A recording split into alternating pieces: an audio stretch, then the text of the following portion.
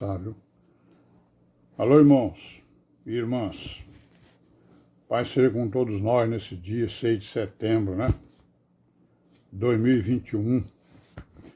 Graças a Deus por isso, né? Mais uma vez, sempre e sempre dando graças a Deus. Sempre, né? Em 24 horas, meditando na palavra, né? Meditando na palavra, obedecendo a palavra, aos mandamentos, né? Nos aperfeiçoando no entendimento e caminhando, né, nas veredas direitas. Amém, né? Vamos continuar aí, né, irmãos, com a nossa caminhadazinha, né? Nós estamos falando aqui no Inácio, né, de Antioquia, que foi um dos sucessores, né, dos apóstolos, considerado, né, um dos sucessores, historicamente, certo? Nós estamos aqui agora procurando nos historiadores, né, que publicaram livros e mais livros acerca dos escritos dessas pessoas que nós estamos falando delas aqui, que são considerados irmãos, né, virgens prudentes, porque deram a sua vida, né, derramaram o seu sangue pelo Evangelho. Não é isso? Então, o Inácio aqui, né, de Antioquia, ele foi morto no Coliseu lá em Roma, foi jogado às feras, né, foi despedaçado pelas feras, né, certo? Então, ele escreveu várias cartas, que são aí, né, que estão aí publicadas em vários livros. E uma das cartas ele escreveu aos romanos. Nós vamos ver aqui o que ele fala, né? Geralmente ele fala a mesma coisa em todas as cartas, né? O meu ensino, a mesma exortação. No caso dos romanos, o específico é o quê? Ele está pedindo aos irmãos que eles não impedissem o martírio dele, né? Dando a entender que havia, né, sei lá, alguém se organizando para que ele não fosse jogado às feras, né? E aí o outro tema que ele trabalha na carta dele é o ser cristão de fato e não de nome, né? Certo? Praticante, né? É a virgem prudente, né? Aquela que ouve a palavra e põe em prática. E aí ele diz o seguinte: eu sou o trigo de Deus e serei moído pelos dentes das feras. Ele sabia que a sentença dele já era essa, né? Que ele seria jogado às feras. E essa carta aos romanos ele escreveu de Esmirna, né? Ele estava sendo levado a Roma por um pelotão, né, de soldados romanos. Ele estava amarrado em correntes, né? Sendo tratado como um grande malfeitor, né? Depois ele escreveu uma carta aos Filadelfos, né? A igreja que estava lá em Filadélfia. O que ele escreveu para os Filadelfos? Fugir da heresia, fugir do judaísmo. Então, o judaísmo estava combatendo a igreja, né, fortemente. Estava até se aliando, né, ao poder constituído para combater a igreja. E ele fala, mais uma vez, na unidade da igreja, né? A unidade da igreja para ele era estar unida com o ministério, né? Mais especificamente com o bispo, com os presbíteros e com os diáconos, que era o ministério, né? O bispo para ele aqui era aquele presbítero que se destacava no meio dos outros, né?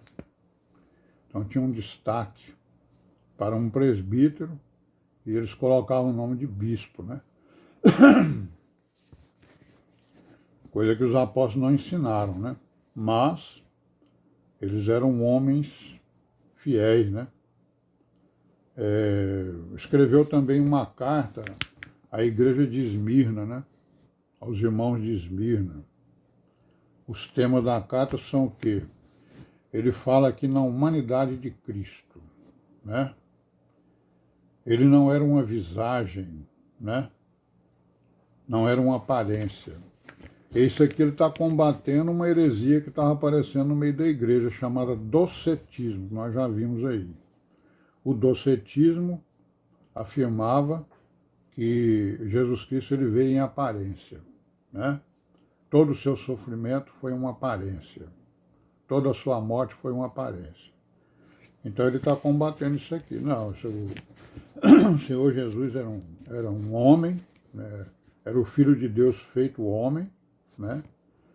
E ele não era nenhuma visagem, nenhuma aparência. Pelo contrário, ele era real, né? E tudo aquilo que ele sofreu era realidade. Foi realidade, né? Porque eles diziam que tudo era ilusão. Ele não era um homem. Né? A tal da doutrina aí, a tal da heresia, né? Do docetismo. Então ele era um homem, o Filho de Deus feito homem, né? E aí outro tema que ele diz, que ele fala para a igreja de Esmirna é fugir das heresias, né? E a outra volta a falar da união com o bispo, né? A unidade seria a obediência ao bispo, né? Presbítero que se destacava no meio dos outros. Então ele dizia o quê? Ó, sem o bispo não é permitido batizar. Veja bem, ó. Olha o que ele defendia, né? Sem o bispo não é permitido batizar, nem realizar o ágape, que era a ceia, né? Então ele defendia a primazia desse bispo, né? E que nada devia ser feito sem a presença dele, certo? Aí ele diz que onde está Jesus, aí está a igreja. Aí ele usa pela primeira vez, é usado o termo católico, que significa o quê? Universal, né? Chama a igreja de igreja católica, né? Ele é um sucessor apostólico, né? Certo? E ele fala exatamente dessas coisas. Que onde está Jesus, aí está a igreja católica. E que o bispo deveria ter a primazia sobre os presbíteros e diáconos. E que nada devia ser feito sem o conhecimento dele, ou sem a participação dele. Então nós estamos vendo aí, né, alguns ensinamentos que não se conformavam com os ensinamentos apostólicos, né?